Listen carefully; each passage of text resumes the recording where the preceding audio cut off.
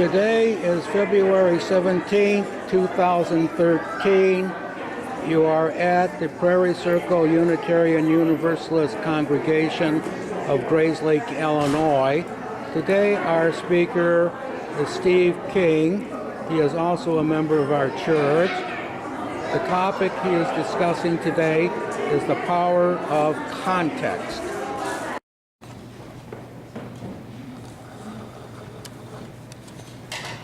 Good morning, everybody. I have the first reading from the Buddha, so I'll go through it quickly. Do not believe in anything simply because you have heard it. Do not believe in anything simply because it's spoken by men. Do not believe in anything simply because it's found written in your religious books. Do not believe in anything merely on the authority of your teachers and elders. Do not believe in traditions because they have been handed down by so many, but after observation and analysis, when you find that anything agrees with reason and is conducive to the good and benefit of all, then accept it and live up to it. And a second quote, actually a quote from Mark Twain. When I was a boy at 14, my father was so ignorant I could hardly stand to be around the old man. But when I got to be 21, I was astonished by how much he had learned since How many of you folks have played chess sometime in your life? Let's find out. Most of you, right? So I'm going to start off this sermon with a little object lesson here. So I brought a chessboard along with me. And the chessboard is in about mid-play. It's not at the beginning of the game. It's actually started right in the play. So I understand being recorded here, but that's too bad because I'm going to walk away from the mic. So here we go.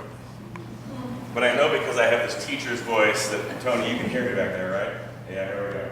So what I want to talk about is an experiment that was done at the University of Michigan a number of years back. Here's what the experiment did. They took a chessboard in mid-play. It looked like this chessboard right here, mid-play. So the game had already started. Some of the pieces were off, some of the pieces were on, they all moved. And then they put over there, another chessboard, just empty, with all the pieces off to the side. All the pieces off to the side. And what they did was they brought people through, and they had this one covered up with a box. And someone would sit over there, and they'd lift the box for 2 seconds and let someone look at this. And then they'd put it over it again. And the object over here was to reproduce on this what they saw over there. Right? They had 2-second looks. So here's what they did. They brought 100 novice chess players. People who kind of knew how to play but didn't play very often. But they knew how to play. And they one by one, they brought them over there. They had a box here. They lifted up for 2 seconds, and cover it again. And they were supposed to reproduce what they saw over there. How many 2-second looks did it take for the novice chess players to reproduce what they saw here in 2-second intervals over there? How many 2-second looks did it take them? Anyone want to make a guess? The answer is about 12 or 13 times.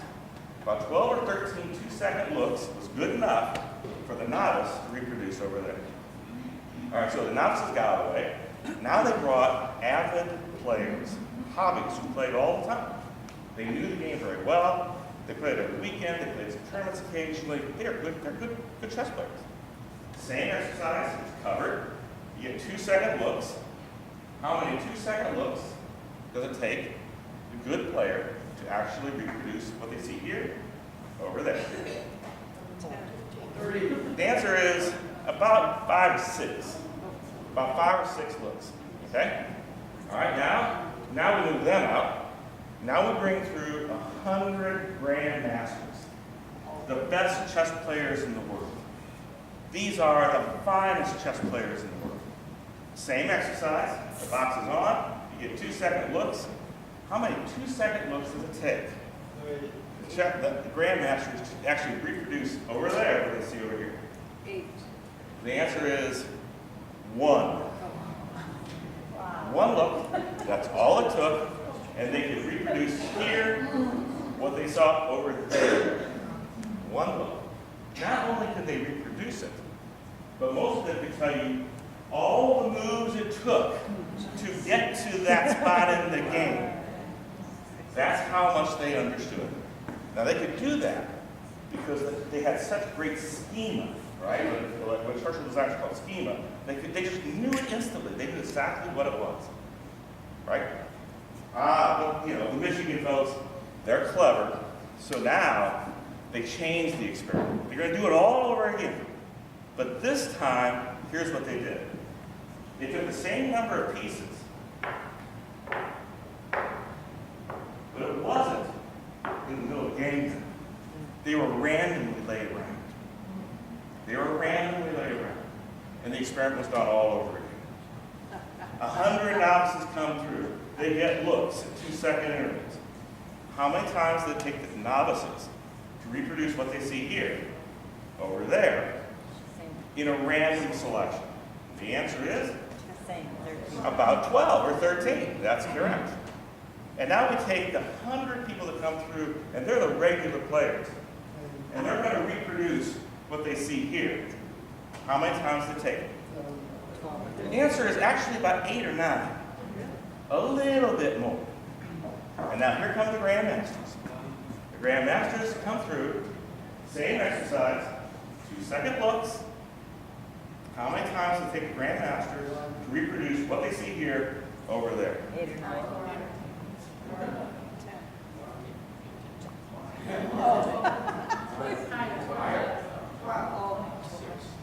16, 20. 45 looks. 45 looks. Anyone want to tell me why it took 45 looks? They're trying to figure it out. Do they have how about preconceptions? They have a lot of preconceptions. You know what? They're so smart, right? I mean, they're grandmasters. They're really smart. But what they kept looking for was a pattern that did not exist. They kept looking for patterns that did not exist. They looked once, twice, 15 times, 20 times, 30 times, looking for a pattern that did not exist. And then when they finally gave up, they did what the novices do. And what did the novices do? What are the novices doing when they're looking at this? They're memorizing it. They're memorizing it. You see, what happened was that the smartest person in the room, when the context shifted underneath them, became the dumbest person. Imagine what that was like in British Petroleum's chairman's boardroom when that big hole happened. They didn't know what to do. And suddenly the smartest kid in the room became the dumbest kid. Right? It's about context. Oh. Stay with me, I'm going to move it around here. Okay, fine. It's about context. Once the experiment was over, once that experiment I described was over, they interviewed the grandmasters. And there were 2 groups of grandmasters, the arrogant and the humble. The arrogant ones simply said it was a parlor trick. And they were amazed at the novice players. In other words, using Mark Twain's phrase, before the experiment, I thought the novice players were so ignorant. But now that we've all participated in the experience, I'm astonished how much they learned.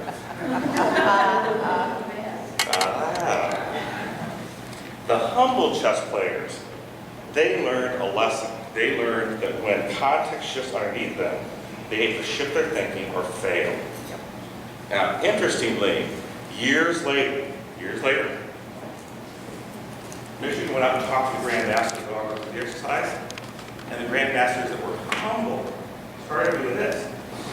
They started putting random pieces here and beginning playing their games from that spot to open their eyes to a different paradigm of the game itself. They learn and apply. They learn and apply. Right? Now, the best and the brightest among us can be fooled sometimes. And that's kind of what I'm here to talk about today, is when we are fooled and how we handle it. When we're fooled and how we handle it. So to do that, I want to tell a story about John Kennedy and Lyndon Johnson. So let's kind of roll back the clock for those of you old enough. And for those of you who are not, here's a little history lesson. Kennedy becomes president of the United States. He surrounds himself with the best and the brightest. That's what they called them, right? These were Harvard-educated men, all men, right? Harvard-educated men. Everyone in the cabinet was that way except one man, and that was Lyndon Johnson, who went to something called the Johnson County Teachers College in Texas. Bawdy, earthy, he was unliked by all these other guys. Unliked by them. They thought he was kind of a dumb guy. They referred to him behind his back as Rufus Cornpone. Now, Johnson was there for a reason, right? He got on the ticket to win the South, which he did. After that, he was locked out, right? He was really not part of much of anything. Now, the Kennedy men, they were eager to put a progressive agenda forward. The hallmark of that agenda was going to be a civil rights bill, right? Which eventually became, of course, the Civil Rights Act of 1964. But they wanted to put this agenda in front of the legislature, in front of Congress, but Johnson told them, you got to be careful about this, because back then, the only bills that got passed, they got passed through Senate committees, and the Senate committees were all run by Southern senators. So Johnson explained to them, here's how it's got to go down. You got to put a legislative pipeline together where you put the Civil Rights Act in front, in back, and what you do is you put all these things that they care about behind that. So what you do is you get them to force the Southern senators to actually pass the Civil Rights Bill before they can get to the bills they want as a legislative pipeline, right? But the Kennedy men ignored it. They said, that's not the way it's going to work. We're going to put the Civil Rights Act right up front, we're going to ram right up there through Congress, and that's how it's going to go down. 3 years later, no Civil Rights Act was passed. Nothing. Now what's interesting is, most of us don't know this, the first Civil Rights Act passed since the Civil War was actually passed in 1957. It was a very watered down little Civil Rights Act, had to do with voting rights, and that was passed through Congress and moved through Congress by who? Lyndon Johnson. But the Kennedy men just ignored him. They just completely ignored the guy, right? So, what happens? Kennedy gets shot. Kennedy is gone. Johnson takes over. Johnson declares to the public, we are going to pass Kennedy's agenda. He completely revamps the legislative agenda. He puts the Southern bills in a place where they are held hostage until he gets what he wants, which is the Civil Rights Act of 1964. And so a year after Kennedy's death, they passed the bill. It's amazing, right? Now, if you look at what happened right afterwards, the 6 months right afterwards, and you read what the Kennedy men said, they all said the following things. Wow, Johnson finally got it. Johnson finally understands. Or in other words, to put it this way, let me see, I've got this right here. I'm sure to say it right. In 1960, Lyndon Johnson was so ignorant we could barely stand to be around the old man. But when we got to 1964, we were astonished about how much he had learned in 4 years. The best and the brightest. The best and the brightest. I think we all have moments like this. Moments where we are so certain about somebody in one context that we do not notice that with the passage of time, it was ourselves that had changed, and not them. Twain places this very human phenomenon right in front of us very starkly with this sort of quote, right? He raises the real possibility, the very real possibility, that's ourselves that are ignorant and arrogant, not someone else, when context changes and takes place. Like the son in his story, the grand masters that are arrogant, or the Kennedy men who were the best and the brightest. We all could be guilty of this. So what I thought I would do is I thought I would tell you my personal story of my journey from arrogance to humility. And my personal story is about when I was also 14 years old. So bear with me as I tell you my 14-year-old story, which probably was quite a few years ago. I was a 14-year-old boy. I was a freshman in high school. My fourth period gym class was run by a coach named Coach Spinks. Now, Coach Spinks was the coach of our mediocre football team, but he was a feared guy. He was a stereotype, probably, of gym teachers. I mean a stereotype, right? Not the brightest, bulb on the tree, but tough and mean and so on and so forth, right? Right? The gym class was all boys. The girls had gym class somewhere else in the building altogether. And it was like another kind of gym class. It had calisthenics, dodgeball, we ran on track, that kind of stuff. That's kind of very kind of thing. Now, I'm not exactly sure the first time I saw Dwayne up in the second balcony. He was sitting up there reading a book. He was kind of ignoring what was going on the floor. I guess he was injured or something. But I remember someone pointing out a week or two later that he was still up there, reading, and kind of ignoring us. We noticed that he was wearing one of those splints on his finger, sort of like something that looks like this. Back in those days, there were tongue depressor type things, but he was wearing something like this on his finger. We saw that. Back in those days, you saw a lot of football players wearing something like this sometimes, right? And that was a badge of honor for them. But for Dwayne, maybe not so much. Dwayne was sort of this pale, chubby, soft kid, right? And he hung around with this nerdy crowd, and in the nerdy crowd, he even seemed to fall back into the woodwork somehow, right? The finger splint was apparently Dwayne's excuse for not attending gym class. If someone missed a day or two of gym with a splint like this on it, no one would have noticed. But after a few weeks, 14-year-old boys on the floor doing gym class notice when someone's up there just sitting doing nothing. We start noticing. How come he was up there doing nothing while we were down here sweating like pigs? All right? And Coach Spinks delivering abuse to us, and he was up there doing nothing. How long is that finger going to be in that splint? Now, the hazing of Dwayne began kind of innocently and was actually kind of funny to us. One day, when doing sit-ups, someone started chanting Dwayne's name. And they did it this way. You know how sit-ups work, right? So, hands back like this. You go back, and they go, dude. Then they come forward, they go, Wayne. Dude, Wayne. That's how it went down. And notice one kid did it, and then the next kid did it. Suddenly you had 25 boys. Dude, Wayne. Dude, Wayne. Dude, Wayne. I remember looking up there at Dwayne, and he was just sat there reading the book. He didn't even acknowledge what was going on the floor.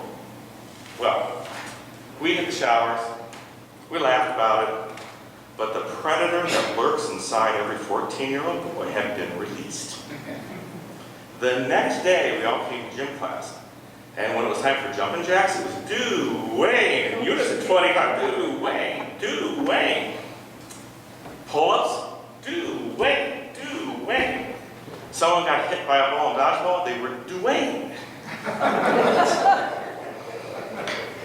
Now, in retrospect, it would have been best if Dwayne had reacted in some way to all this. Now, of course, the best way would have been for him to get his butt down on the floor with us and hang out with us and do what he had to do, but no, that didn't happen.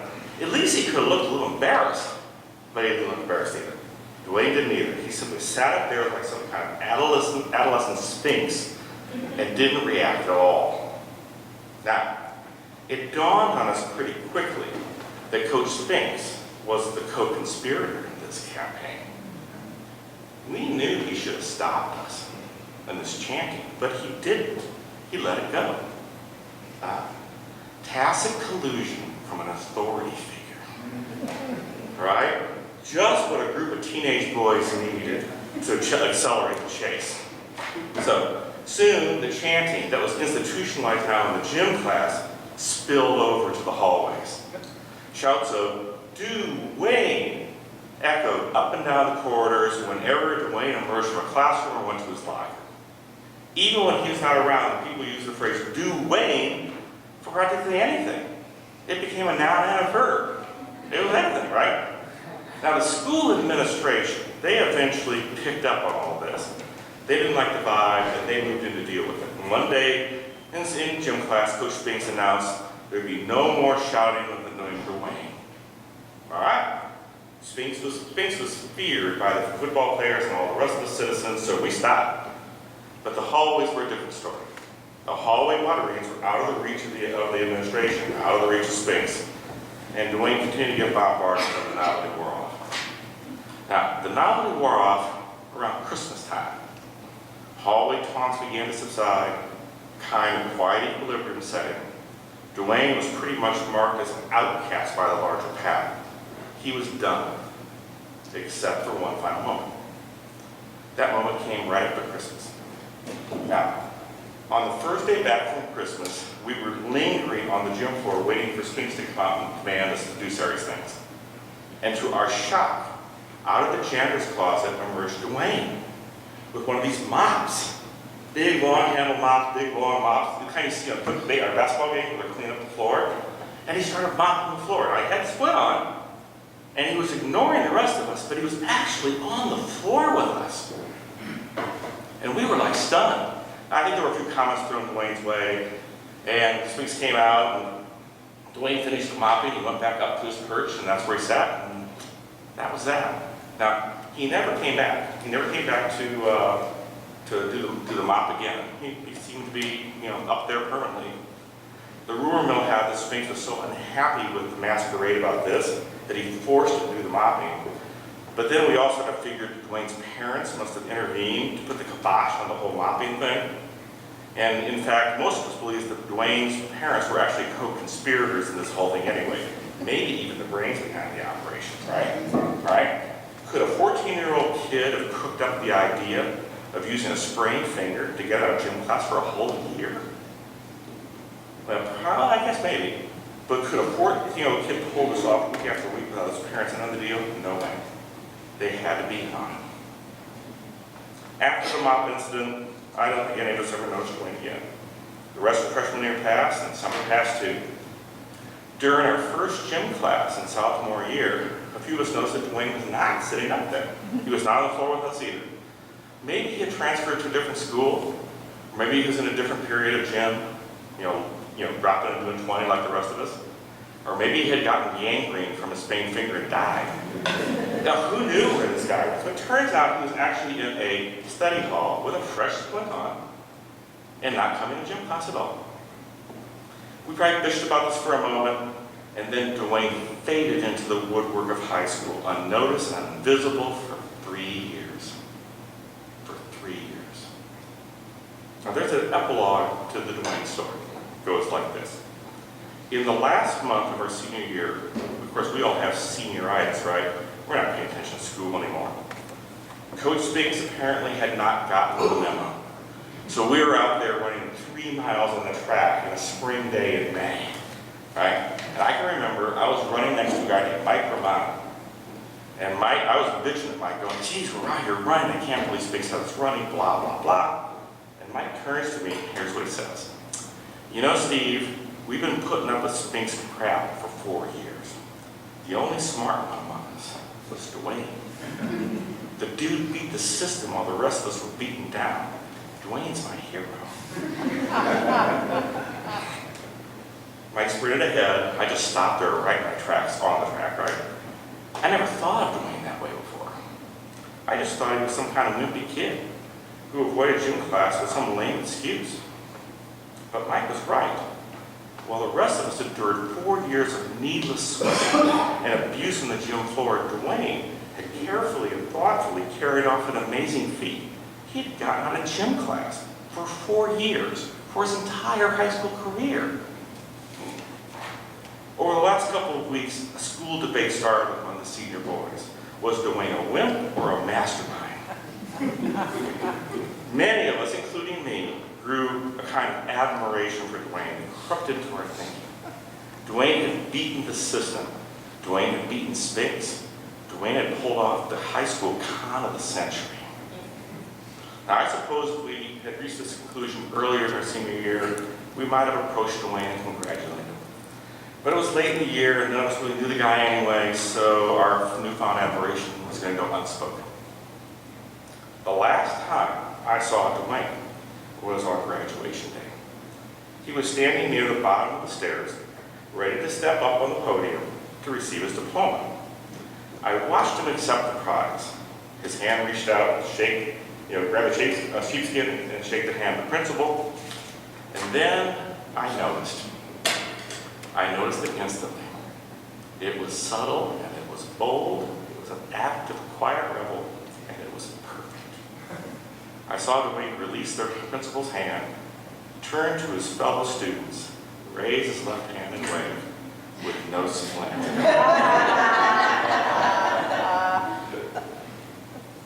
When I was a boy of 14, Dwayne was such a wimp I could hardly stand looking him up on those bleachers.